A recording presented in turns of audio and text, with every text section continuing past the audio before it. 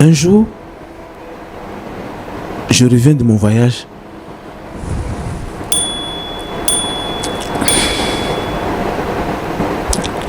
Je vois que ma fille est malade. Elle a 17 ans. Elle a 17 ans même, 17 ans, presque. Et je demande à ma fille, qu'est-ce que tu as? Elle dit, papa, je ne sais pas, mais je suis malade. On a fait tous les soins. Ma fille est toujours malade. Donc je demande à sa maman, petit, il faut leur dire ce que tu as fait. Il faut leur dire ce que tu as fait. S'il te plaît. S'il te plaît, mon nom. J'ai dit, il faut dire ce que tu as fait.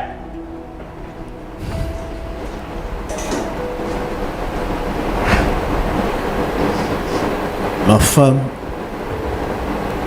va à l'hôpital avec ma fille et on lui fait faire un texte de grossesse. Elle vient, elle dit, ah, ta fille, elle est enceinte. Elle dit, non, tu dis quoi?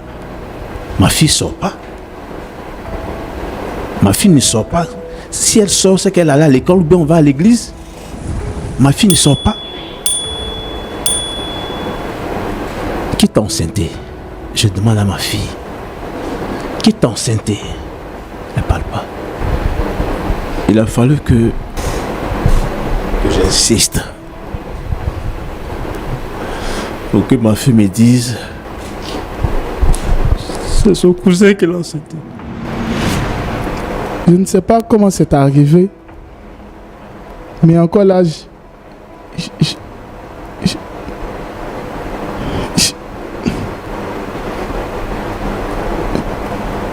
j'ai eu des rapports avec la femme de mon oncle. Et par la suite, elle est tombée enceinte.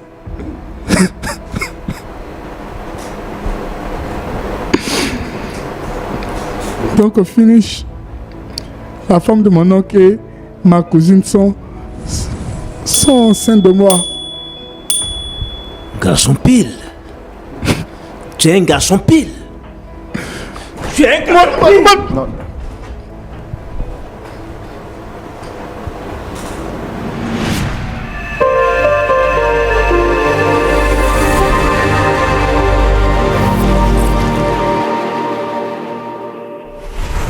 Que Dieu vous bénisse. Pasteur Tchoumou, on va recevoir les invités du jour. Okay. Il s'agit d'un frère, et bien entendu, qui vient partager son histoire avec nous.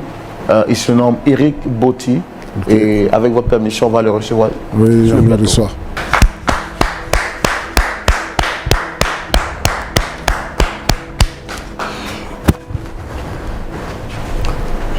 Monsieur Eric Botti, shalom. Shalom frère Roland. Vous allez bien? Par la grâce de Dieu, ça va.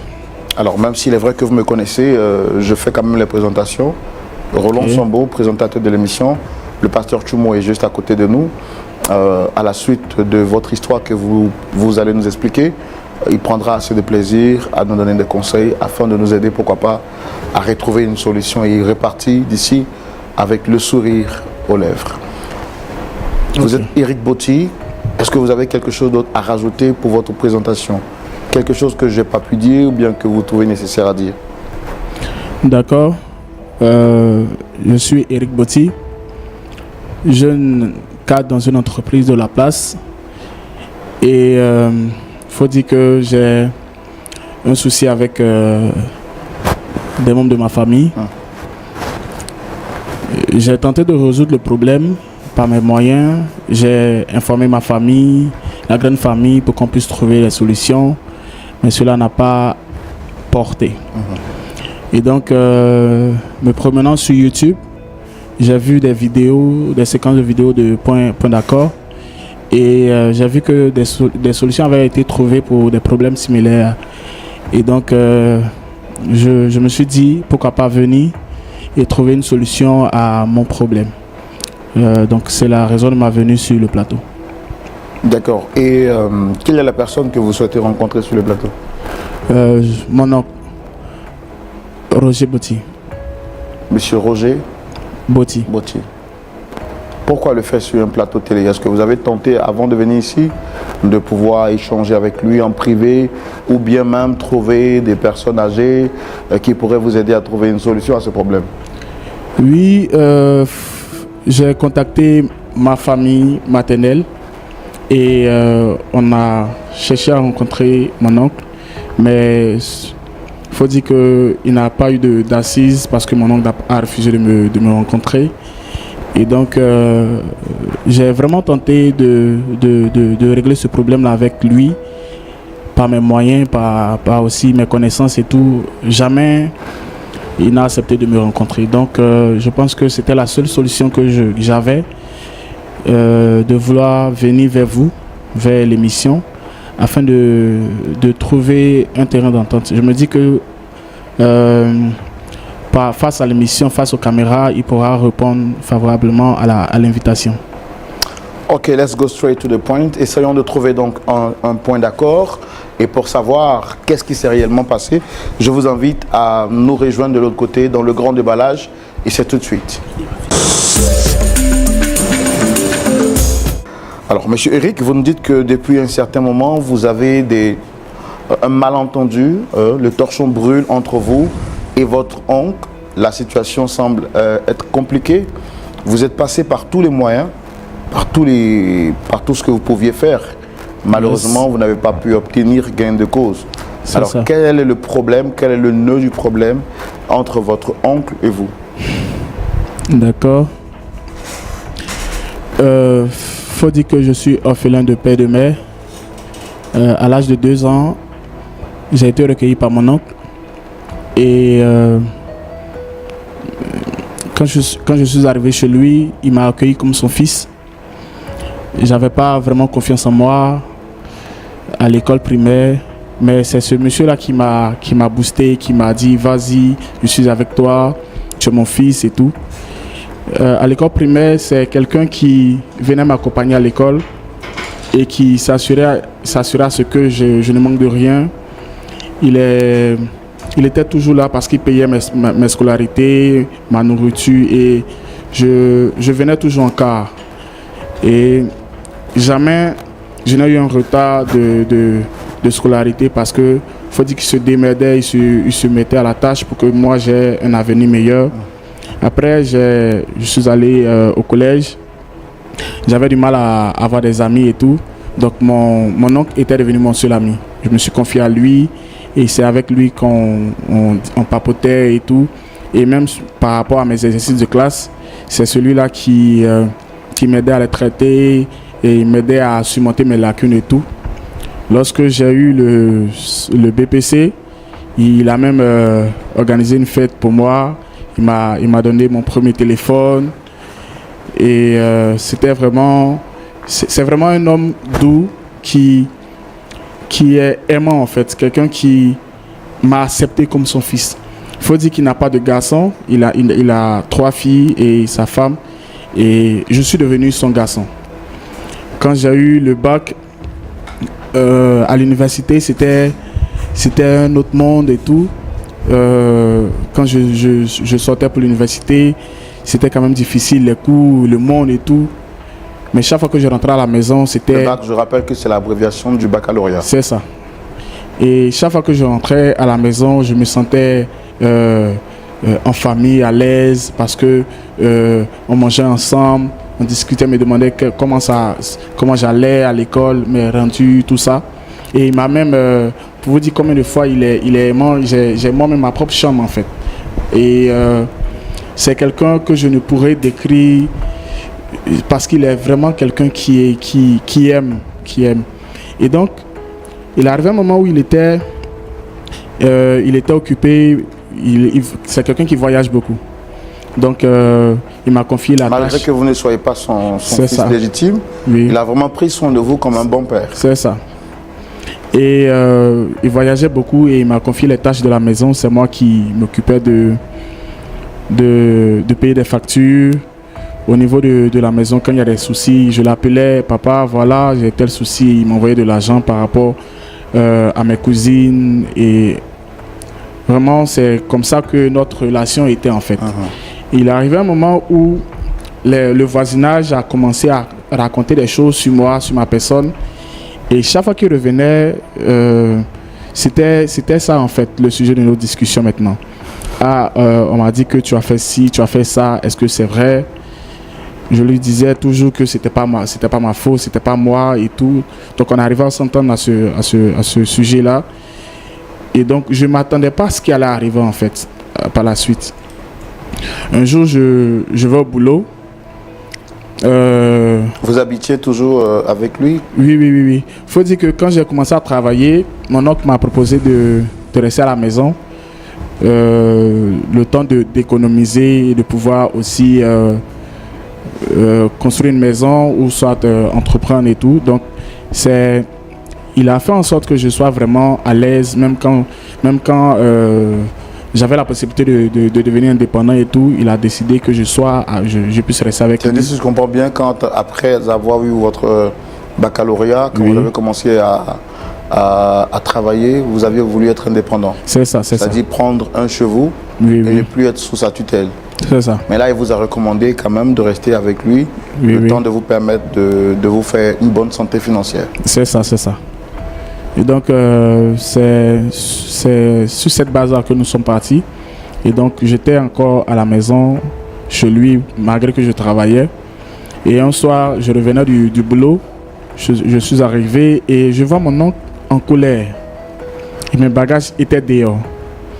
Donc, surpris, je pars demander à mon oncle qu'est-ce qui se passe.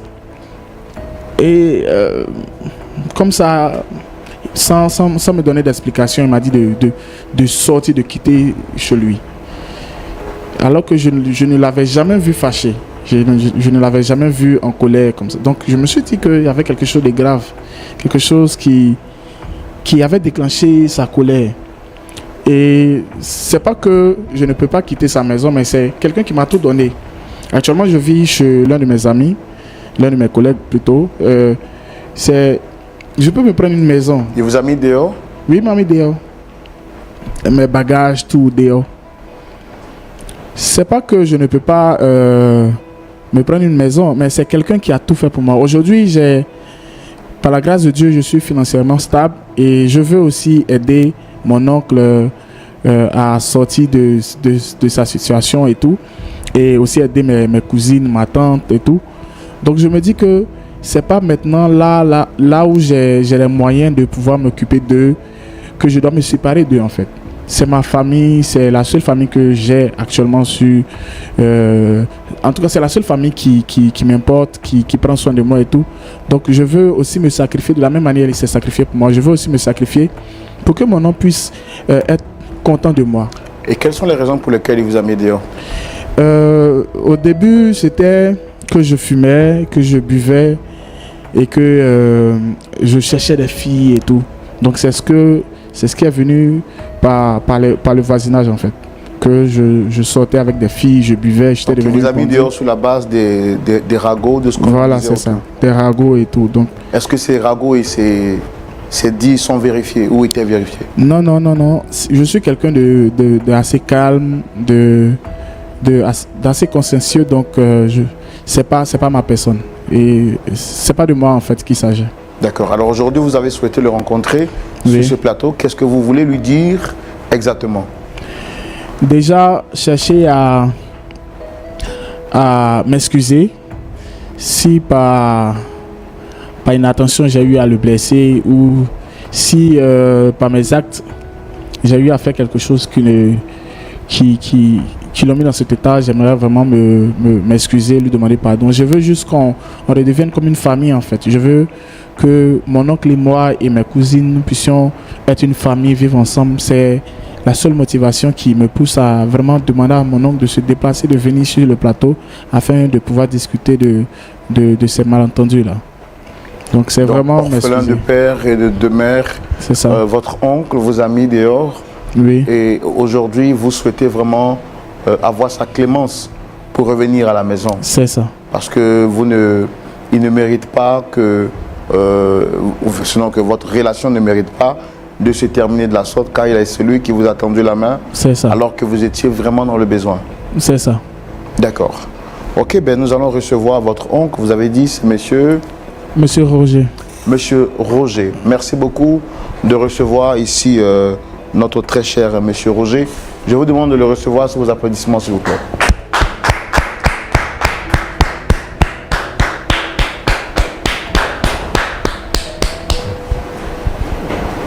Shalom, monsieur Roger.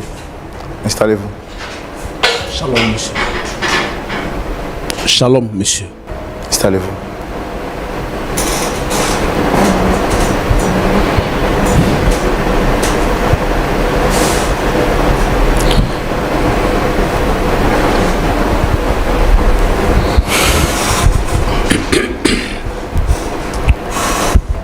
Comment vous allez?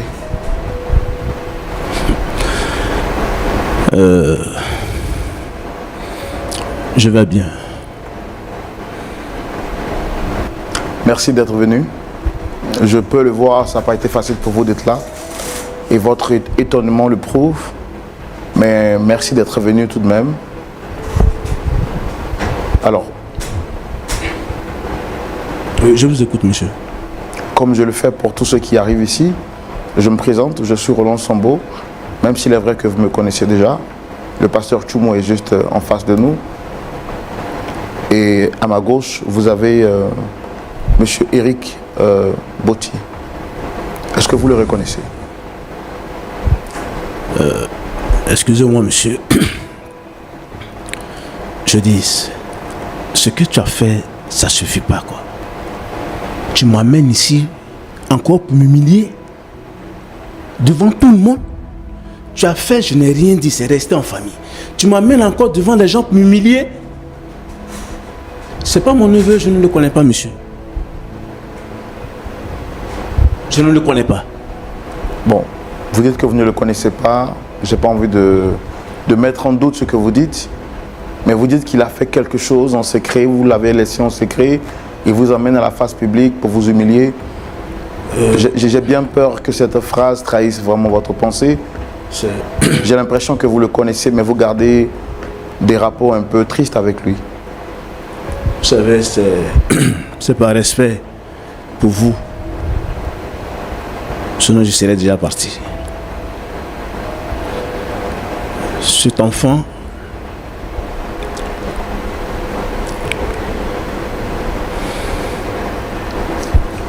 est le fils unique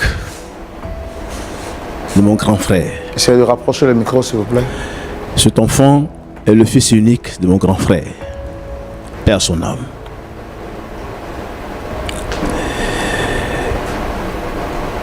Il est décédé quand il avait 2 ans.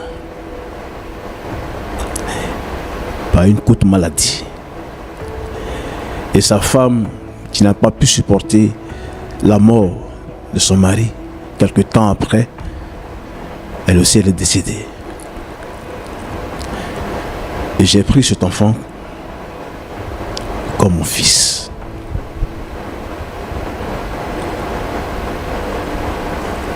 Je l'ai pris comme mon fils.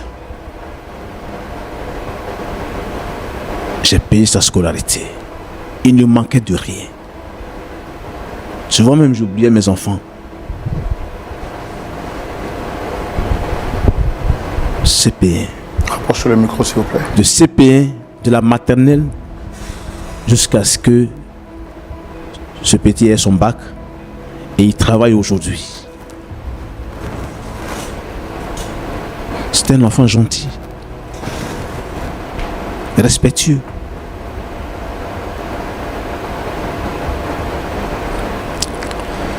Mais souvent quand je voyage, Je sais que ce n'est pas facile pour vous, peut-être parce que vous n'êtes pas habitué, mais essayez de rapprocher, s'il vous plaît, le micro de la bouche. Et puis, Okay. je comprends vraiment l'émotion avec laquelle en fait, vous parlez. je m'excuse si de temps en temps le micro s'éloigne de moi, c'est pas de ma faute. Vraiment, je m'excuse. Cet enfant, comme je le disais, il est gentil, bien, respectueux. Et souvent même, quand je voyage, je lui laissais. D'autres enfants à part lui? Pardon? Vous n'aviez pas d'autres enfants à part lui? J'ai 3 filles. Comme il est le garçon, je lui dis, c'est mon fils aîné. Moi, je ne pensais plus à enfant de mon grand frère, ni tant. Je l'ai pris comme mon fils aîné. Vous comprenez? Même pendant son année scolaire, il était le premier à recevoir les cadeaux pendant les fêtes. Parce que je me dis, s'il lui réussit, il peut soutenir ses sœurs. Donc c'est ce que je faisais.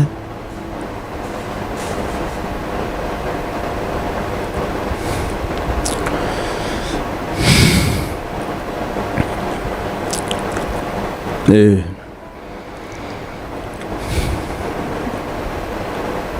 il a grandi. Il a commencé à travailler.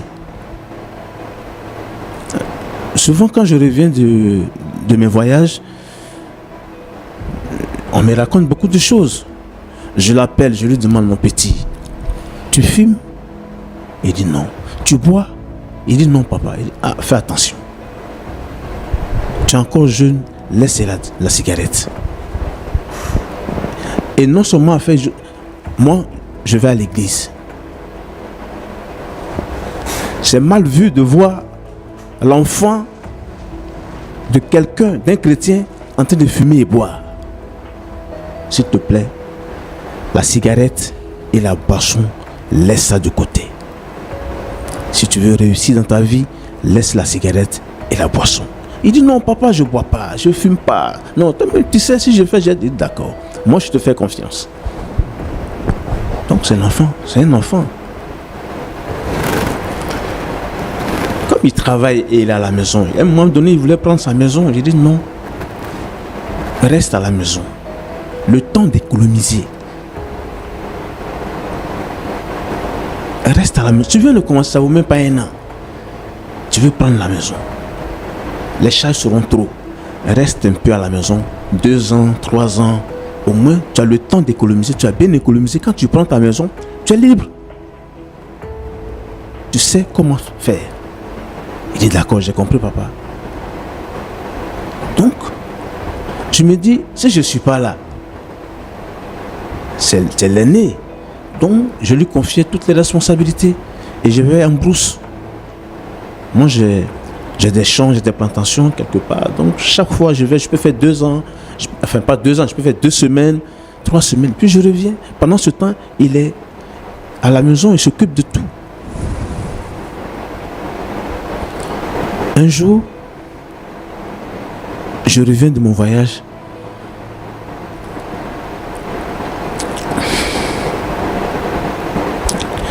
Je vois que ma fille est malade. Elle a 17 ans. Elle a 17 ans même, 17 ans, presque. Et je demande à ma fille, qu'est-ce que tu as? Elle dit, papa, je ne sais pas, mais je suis malade. On a fait tous les soins. Ma fille est toujours malade. Donc je demande à sa maman,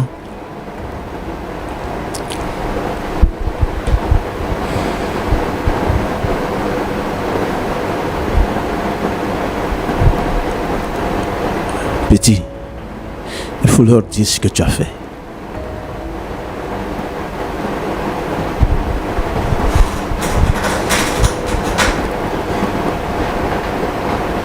Il faut leur dire ce que tu as fait.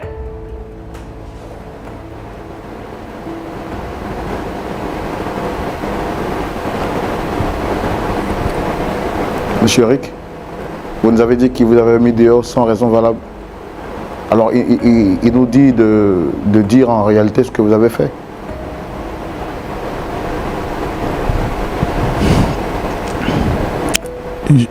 Je m'excuse.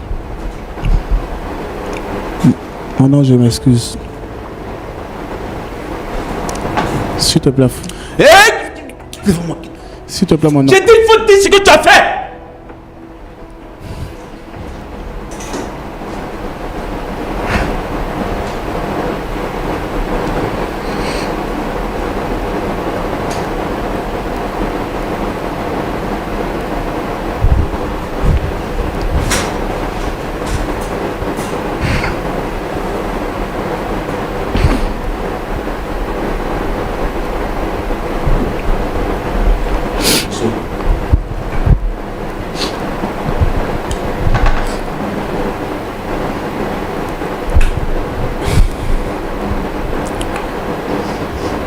Ma femme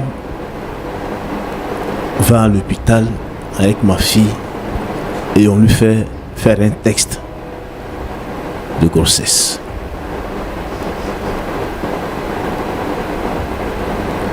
Elle vient, elle dit, ah, ta fille, elle est enceinte. Bon. Elle dit, non, tu dis quoi? Ma fille sort pas. Ma fille ne sort pas. Si elle sort, c'est qu'elle allait à l'école ou bien on va à l'église. Ma fille ne sort pas. Qui t'a enceinté? Je demande à ma fille. Qui t'a enceinté? Elle ne parle pas. Qui t'a enceinté? Elle ne parle pas.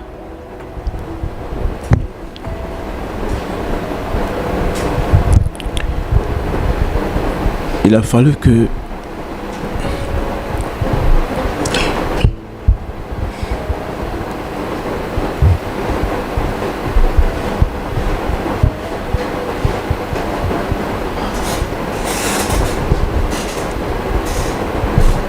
j'insiste pour que ma fille me dise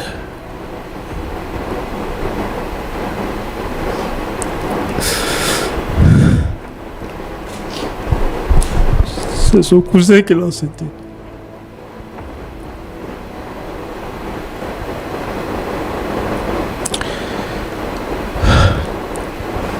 J'étais pas sûr quoi. Je croyais pas. J'ai dit non, c'est faux ce que tu dis. Comment ton cousin peut t'enceinte? Elle dit papa, c'est pendant tes voyages là que cela s'est passé.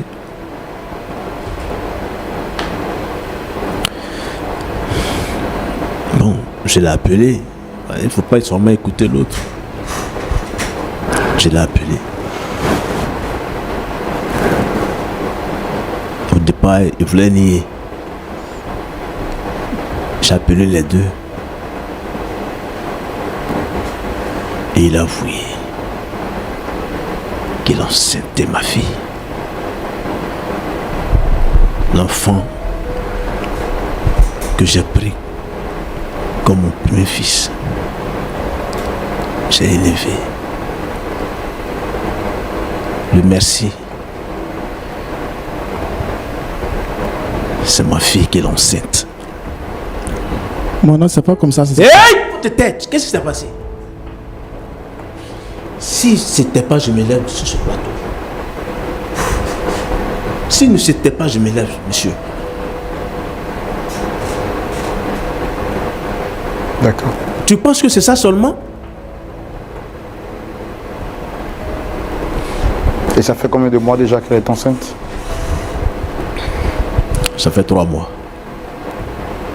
3 mois que ma fille est enceinte. Et le comble. Non.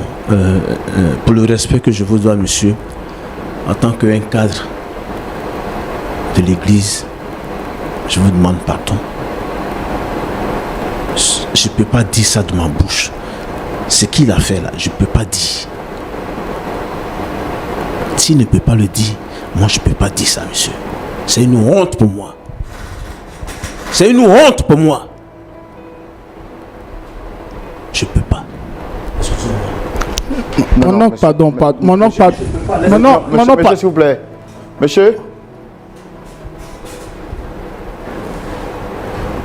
D'accord, on va essayer de demander à l'équipe de voir avec monsieur Botti. Équipe technique, est-ce qu'on peut essayer de voir avec monsieur Botti et le faire revenir? Ah, je vois qu'il est vraiment touché, il est vraiment...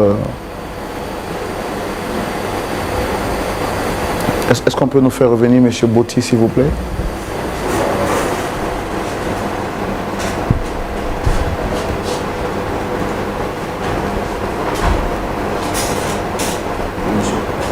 Il est prêt à parler. Il est prêt à parler.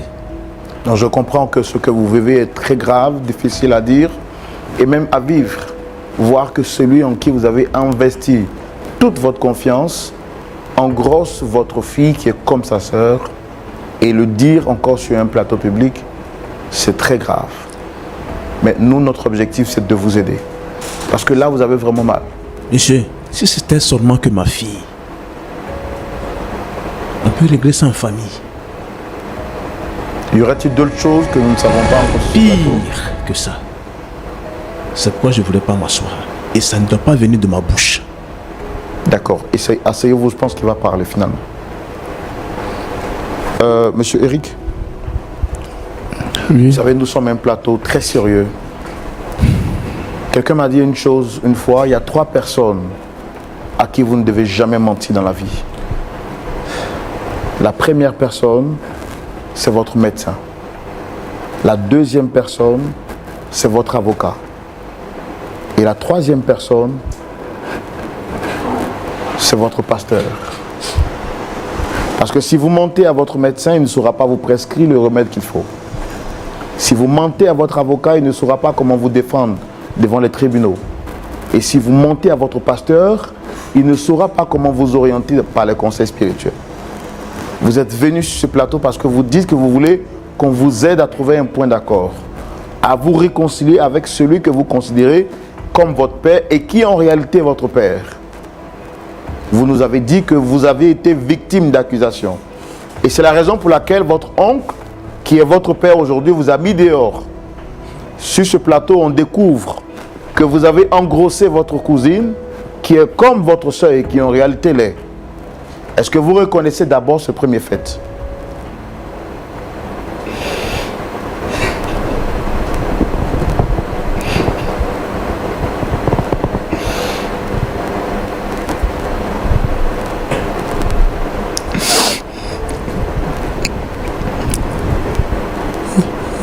Il y a des choses dans ma vie que je ne peux pas expliquer.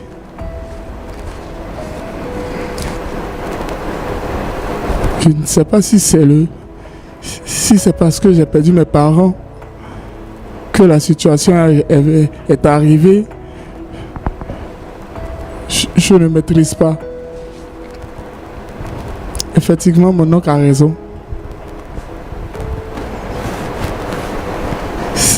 C'était pas dans l'optique de l'ancienneté en fait. Je ne voulais même pas coucher avec elle. Je ne sais même pas comment c'est arrivé, comment, je ne sais même pas. Donc vous êtes l'auteur de la grossesse de votre soeur? Oui. Au final même, je me demandais si c'était réellement le fils de mon grand frère. C'est ce que je me demandais. Est-ce que vraiment est-ce que c'est mon neveu?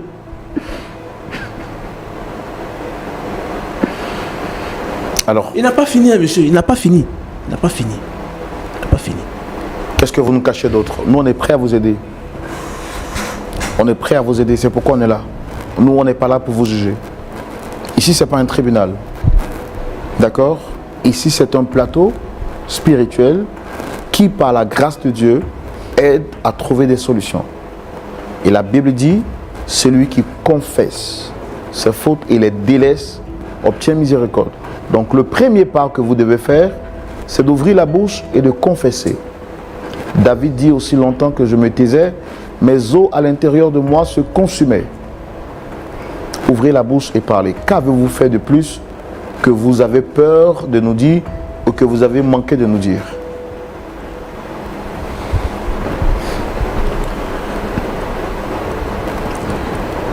Il faut dire que par la suite des choses, quand j'ai commencé à venir avec Monsieur, vous savez, je lui donne raison. Parce que j'avais tellement confiance en lui. Je lui laissais toutes les charges. En plus de ma fille. Est-ce que vous ne voulez pas que ce soit lui qui le dise? D'accord. Mais tout. Ça prend du temps. Quand mon oncle partait à l'intérieur du pays pour les affaires, Je restais avec ma tante et puis mes cousines. J'étais le seul homme de la maison et dans tout ce qui concernait la maison, on m'appelait pour prendre mon avis et tout. Un jour, les compliments de ma tante, ah, tu es l'homme de la famille, tu es l'homme de la famille, tu gères comme un grand, m'ont vraiment touché. C'est pas que j'avais envie de... Mais je me suis dit que c'était l'amour maternel qu'elle m'apportait. L'amour maternel que j'avais pas eu. C'est vrai que elle était là toujours pour moi, mais je sentais ce vide-là encore en moi. Un jour, les enfants étaient allés à l'école et moi, j'étais resté à la maison parce que je ne me sentais pas bien.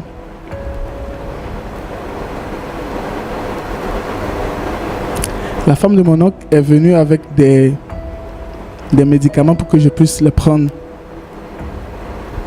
Et donc, elle est restée à mes côtés pour que je puisse vraiment sortir de cette maladie. Je sais pas...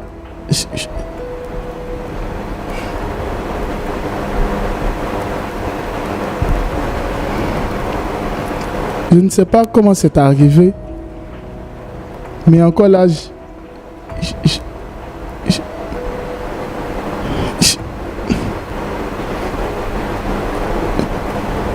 j'ai eu des rapports avec la femme de mon oncle.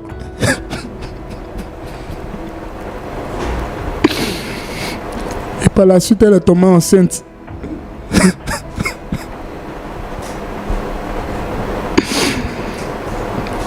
Donc au finish, la femme de mon oncle et ma cousine sont enceintes de moi. Garçon pile. Tu es un garçon pile. Tu es un garçon pile. Non.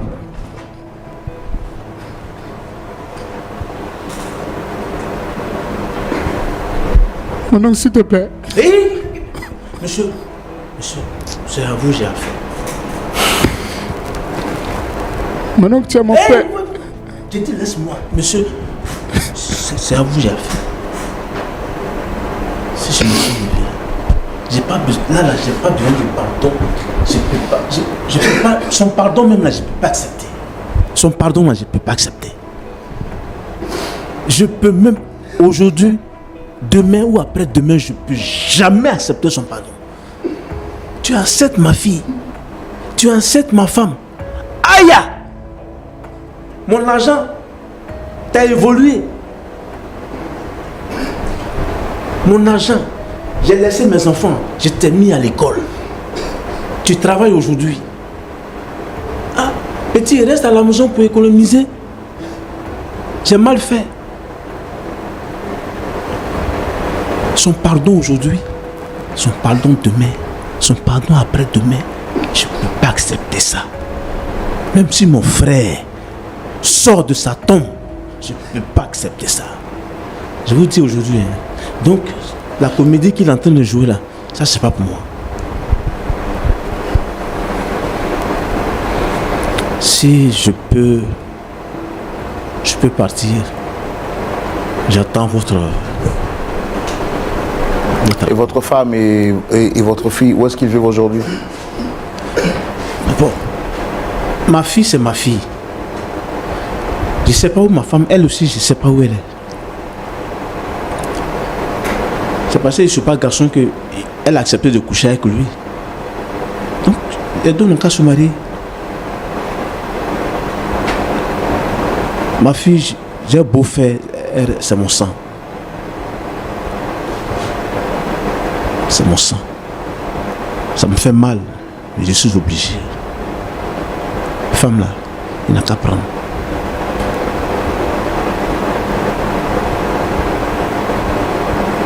C'est fini. Mais son pardon, je ne peux pas accepter. On ne peut pas humilier un oncle comme ça. On ne peut pas humilier un oncle comme ça. Et ça n'a pas suffi. Il m'amène encore sur un plateau de télé que tout le monde regarde. Monsieur, j'espère... bon, je peux partir. On va quand même avoir l'avis du pasteur Tchoumo. Vraiment, je suis très déçu parce que je viens d'entendre. Je l'ai vu venir sur ce plateau, il m'a dit qu'il était orphelin et qu'il avait été abandonné. Pour moi, je me suis dit qu'il y avait un problème. Les enfants peut-être manquent souvent d'éducation ou manquent de respect aux personnes âgées. Je me suis dit c'était une situation pareille alors que c'est bien plus pire. Je suis vraiment désolé. On va donner la parole au pasteur Tchoumo et avoir son avis dans la rubrique à la loupe de la parole. C'est tout de suite. Pasteur Tchoumo, on ne finira jamais d'être surpris sur le plateau de Point d'accord. À Point d'accord, on aime le dire, on est toujours d'accord. Mais bon, le Père dit que même si son frère venait à sortir de la tombe, il ne pardonnera jamais cette déception et cette haute trahison. Quel est votre point de vue, pasteur? Merci mon frère Roland. Merci de me donner la parole. Monsieur Botti, c'est ça, non? Oui, monsieur. Oui. Que Dieu te bénisse. Amen. Merci pour le respect. Merci d'avoir accepté de venir sur notre plateau. En fait, ce que nous apprenons aujourd'hui là, nous sommes surpris et nous n'avons pas de mots. Je sais que c'est une situation qui est difficile à gérer. Donc, est-ce que tu peux me donner l'occasion de venir chez toi avec Roland, nous montrer chez toi pour venir là-bas, pour qu'on puisse en parler. Parce que tu dis que il a fait ça à ta fille, il a fait ça à ta femme, et maintenant, pour dire qu'il est garçon là, il vient sur un plateau télé pour que tout le monde sache. C'est-à-dire 3 humiliations que ton neveu t'inflige. Moi, je sais que avec ce que tu dis là, quand tu dis que même si mon frère sortait de la tombe pour venir parler avec moi, je ne vais pas lui pardonner. Je comprends, moi je comprends ça aisément. Je comprends ça. Bon, mais dis-moi, tu vas à l'église, hein? Oui. D'accord. Tu es évangélique, tu es protestant, tu es catholique? Évangélique. D'accord. Mais moi, ce que je veux te demander, c'est que vraiment, comme on dit chez nous, dans notre jargon, il faut attraper ton cœur. Tu es un homme et on ne sait pas vraiment ce que Dieu veut. C'est une épreuve qui est vraiment difficile. Et pour quelqu'un qui est un homme également comme toi, c'est difficile de trouver les mots. Mais moi, ce que je voudrais, c'est que vraiment pour aller un peu en profondeur par rapport à cette histoire, il faut autoriser que Roland et moi, on vienne chez toi à la maison pour parler avec toi. En dehors du plateau et en dehors de ton neveu, pour qu'on puisse parler, dire des choses, je pense. Est-ce que c'est possible?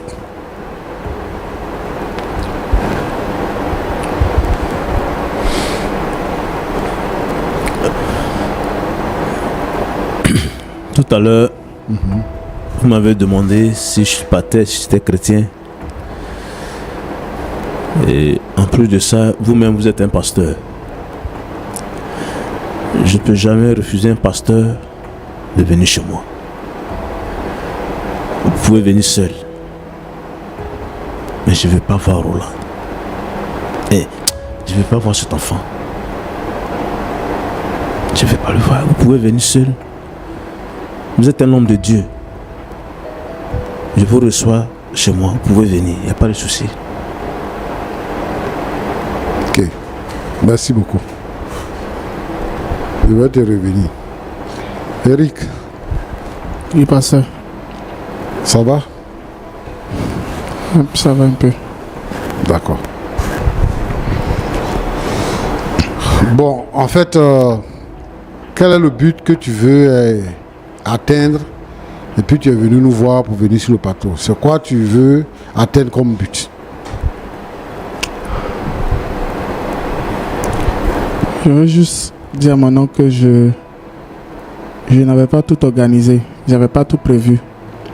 C'est pas quelque chose que j'avais prévu faire à mon oncle ou que j'allais faire à ma cousine.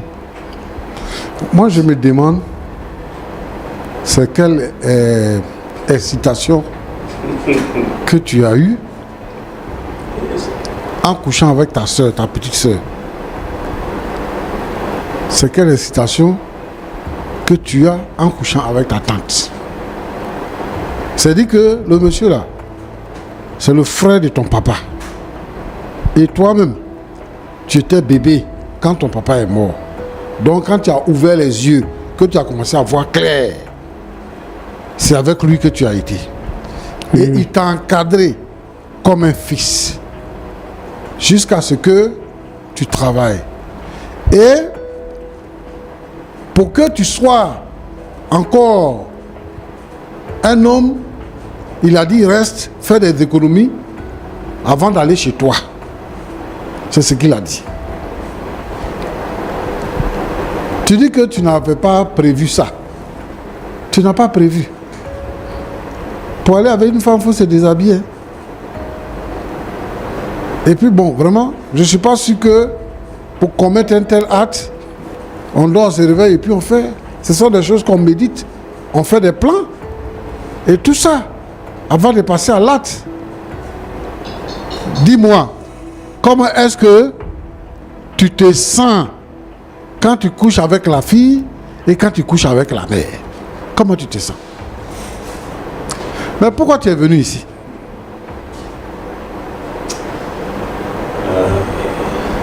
Pourquoi tu es venu ici? Enfin, je voulais retrouver ma famille. Tu veux retrouver la famille? Tu es sûr que tu peux retrouver ta famille? Il reste 2 filles encore. Tu veux les enceter?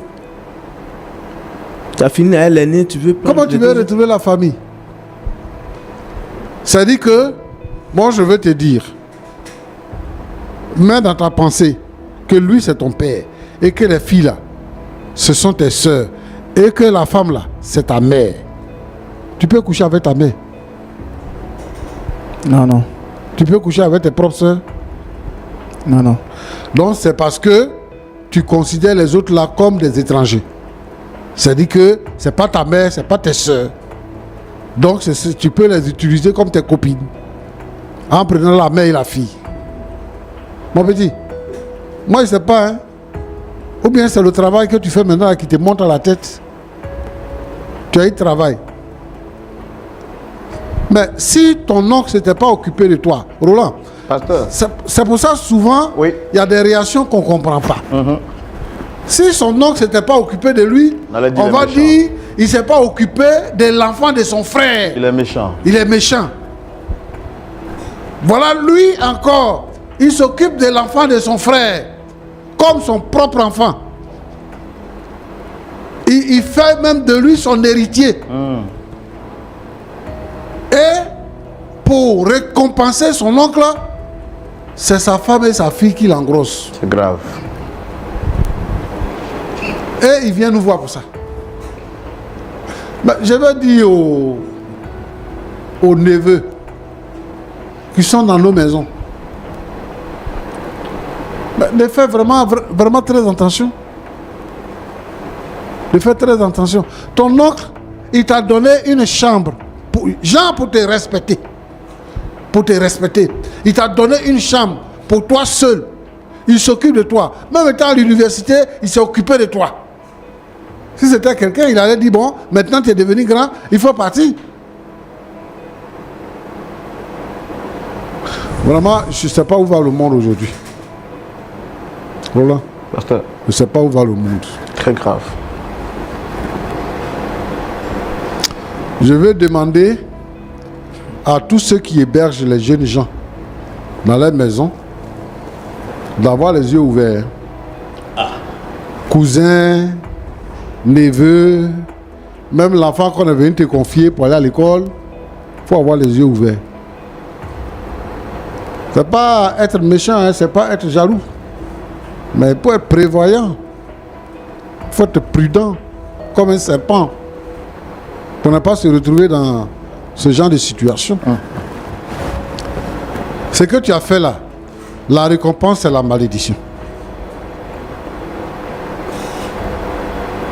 La récompense là, c'est la malédiction. Donc, les deux enfants là, s'ils naissent, comment tu les considères? L'enfant que tu as eu avec ta tante, c'est fort, pasteur. oui. L'enfant que tu as eu avec ta cousine, ta petite soeur, c'est-à-dire que le premier enfant, c'est sa grand-mère. Et son frère ou sa soeur là, non, vraiment mon petit, tu es gros. Même si on dit accudan, quand même. Même si on dit accudan, gros. Les filles avec qui tu es parti à l'école, à l'université, là, tu ne les vois pas. Les filles qui sont dans ton travail, là, tu ne les vois pas. Ceux qui préparent pour envoyer dans les bureaux, là, tu ne vois pas ça. Les filles qui sont dans l'église, là, tu ne vois pas. C'est la femme de ton oncle que tu vois. C'est les enfants de ton oncle que tu vois. Vraiment, je suis déçu. Et aujourd'hui, là seulement, les mots me manquent. Les mots me manquent. Et aujourd'hui, là seulement, je n'ai pas de mots. Je ne sais pas où commencer. Je ne sais pas par où terminer. Ça, c'est l'une des rares fois. Je veux vraiment demander aux parents qui élèvent les enfants de faire très attention. C'est vrai que le monsieur n'est pas là souvent, il va en voyage. C'est pareil, peut-être pour beaucoup d'hommes dans leur maison, mais de faire très attention aux enfants qui sont dans la maison. Il faut surveiller, il faut les surveiller dans leur façon de faire. Ah, tu as dit que c'est mon enfant, tu as dit que c'est mon neveu, tu as dit que c'est mon petit, et tout ça, alors que c'est lui qui va te faire mal. Donc, le monsieur, il a tout perdu. Il dit, il ne sait pas où est sa femme. Elle est partie. Une femme avec qui il a vécu depuis toujours, à qui il a eu confiance. Aujourd'hui, sa vie est gâtée.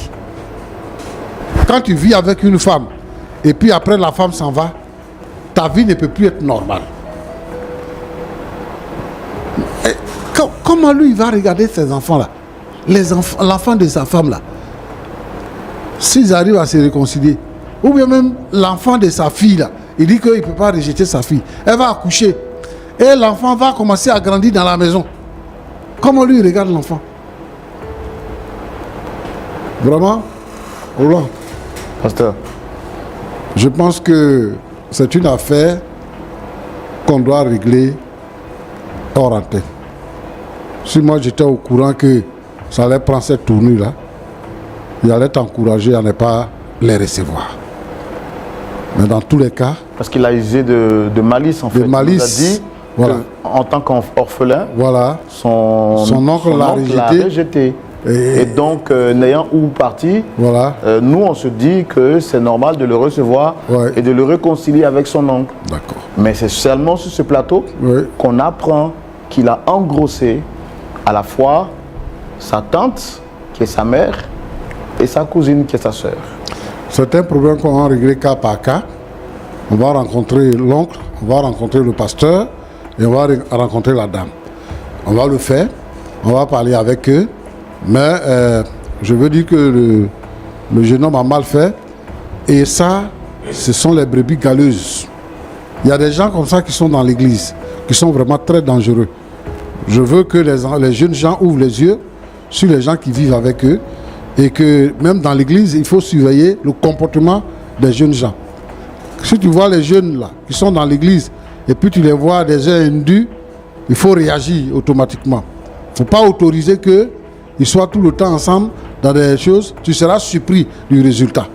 Donc pour que nous puissions avoir une église sainte, une véritable église, que nous ne soyons pas dans la confusion, il faudrait que nous soyons vigilants, que les hommes de Dieu soient vigilants, que les pères de famille soient vigilants et tout ça. Et puis si tu élèves un enfant, s'il commence à grandir, s'il est devenu homme là, il faut lui donner sa liberté pour que tu sois tranquille. Parce que il va te créer un problème et à cet âge-là, on tombe malade. Tu vas faire un AVC et puis tu vas mourir. Il faut éviter toutes ces choses-là. Que Dieu vous bénisse. Merci beaucoup, pasteur. Merci beaucoup. Généralement, je donne la parole aux personnes sur le plateau. Vous l'avez dit, c'est un problème qui doit être réglé en privé.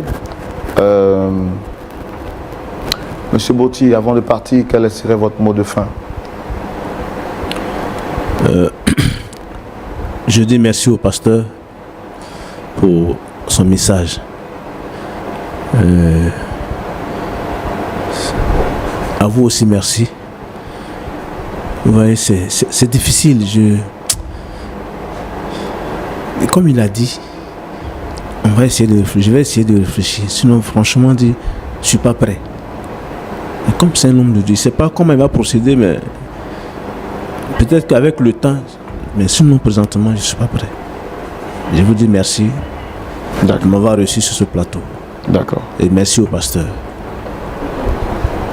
Monsieur Eric, à vous aussi, merci d'être venu. Prochainement, quand vous venez sur le plateau, prenez la peine de nous expliquer les choses telles qu'elles sont. Parce que nous vous croyons sur parole. N'usez pas de malice et utilisez un double visage pour venir nous exposer des cas et nous induire en erreur. Si vous nous aviez dit en privé que effectivement c'est la raison pour laquelle vous venez sur le plateau, on aurait pu gérer ça en secret. Mais vous usez de malice et là vous êtes doublement exposé sur le plateau. Je pense que votre démarche n'est pas bonne. Et je doute fort de votre pardon. Je parle rarement comme cela, mais vous n'avez pas été franc. Ce n'est pas pour autant qu'on va vous blâmer. Mais prochainement, essayez d'être un peu plus véridique. Pasteur Tchoumo, est-ce qu'on peut prier quand même pour cette famille? Nous savons que la prière est un puissant moyen qui change les choses. Il y a peut-être également des familles qui vivent des situations pareilles. Est-ce qu'on peut recommander tout cela entre les mains de Dieu? Au Seigneur, souvent nous nous trouvons devant des situations que nous vivons dans nos différentes familles et nous n'avons pas de mots, nous n'avons pas de solution. Le diable est déchaîné, les démons se sont réveillés, les malfaiteurs sont en mouvement. Seigneur notre Dieu, notre Père, merci pour le Saint-Esprit que tu nous as donné. Que la puissance du péché soit neutralisée. Au nom de Jésus-Christ, donne la conscience par le Saint-Esprit, donne la conscience aux uns et aux autres, afin que, Seigneur notre Dieu, ta parole soit respectée. Que les gens vivent la foi chrétienne. Ce n'est pas simplement en disant que je suis chrétien, mais Seigneur, permet que dans le cœur des chrétiens, la crainte de Dieu habite et qu'ils ne tombent pas dans ce genre de situation. S'il y a une famille, Seigneur notre Dieu, qui vit un cas pareil, je te demande, ô Dieu, de venir d'agir, que les démons, que toutes les œuvres des ténèbres, que la puissance de la chair soit brisée. Permets et rapproche les cœurs. Je prie pour la famille Botti, Seigneur, que ta main puissante puisse les guider et que, Seigneur, même lorsque nous allons nous retrouver en privé, permets que nous puissions trouver une solution pour pouvoir les réconcilier. Sois béni au nom de Jésus-Christ. Amen. Amen. Merci très chers amis fidèles téléspectateurs de Lumière du Monde Télévision d'être restés fidèles jusqu'à cette heure pour suivre cette émission. Pasteur Tchoumo l'a dit, nous continuerons le travail en privé pour essayer de voir dans quelle mesure nous pouvons aider M. Botti et sa famille détruite par le pouvoir du malin à être réconciliés. Le diable vient pour voler, détruire, égorger. Mais le Fils de Dieu vient pour donner la vie en abondance. Que la vie de Christ vous soit échue en partage. Prenez soin de vous et que Dieu vous garde et que Dieu vous préserve de toute forme de séduction.